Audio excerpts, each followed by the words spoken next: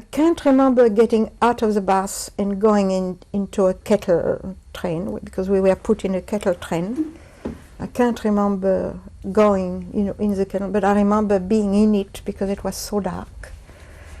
And my mother had an envelope and a piece of paper and a pencil.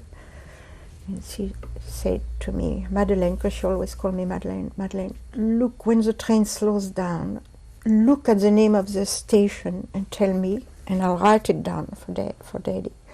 And after 6 or 7 stations, slow station, my mother had about 6 or 7 names of station, and she sealed the envelope and she gave it to me and she said, when the train again slows down a bit, you just put the envelope, so there, no stamp, no nothing.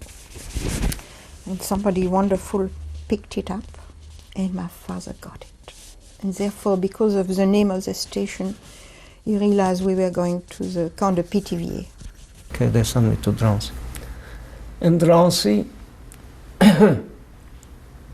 was a camp, a transit camp, also guarded by the French. The whole administration was Jewish. I mean, the running of the camp and so on. Distribution of food. When I arrived in Drancy, that was a camp that was being expanded all the time. So they needed some people to work. And I offered to work, hoping that I'll get a better treatment. And I did indeed. Sometimes I got extra bread, sometimes I get extra soup. So I was working, doing some cement work. I wasn't a cement worker, but I looked to see what my next door fellow worker did, and I did the same thing. I was trying to do the same thing, and that's how I worked. We are in the camp de Pithiviers, and there is no food.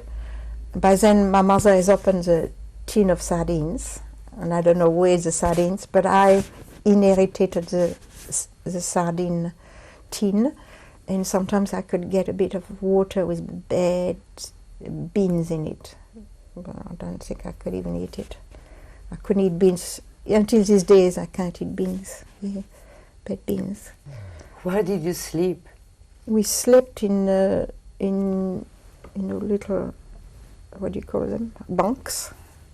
Actually I have a book on the camp de Pithiviers, I think I told you, Love Letters from Pithiviers, and there is photograph of these bunks.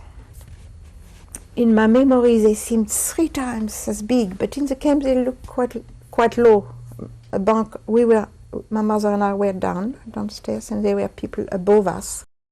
There were barracks, like everybody slept on wooden beds, and to wash there was a whole row all alone with the faucets. And we would wash together because the women will be with women and men will be separate. We got very, not that much to eat, but in comparison with Auschwitz and Birkenau, I think it was a paradise. I managed to stay in the camp 3 months. 3 transports left before I was sent to a transport, because I was working as a cement worker. But after 3 months, somehow the management, the SS, found out that a tunnel was being digged in the camp.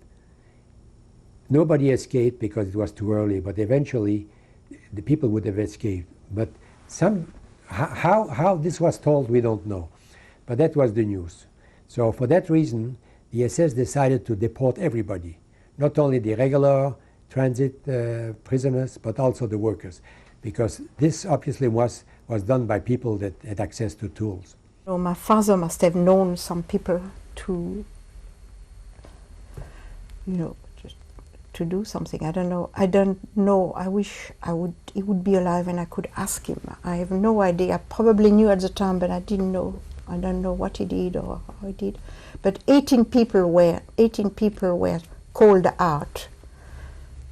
And my mother was with her 3 daughters, so that's 14 people, and my mother and 3 daughters, and we were put on a horse cart, and the poor cart was too small for 18 people, and the horse could hardly pull us, and all the people were looking at us on the fence, and first time I felt guilt. I didn't know what guilt was before. I felt guilt for leaving the people behind the fence.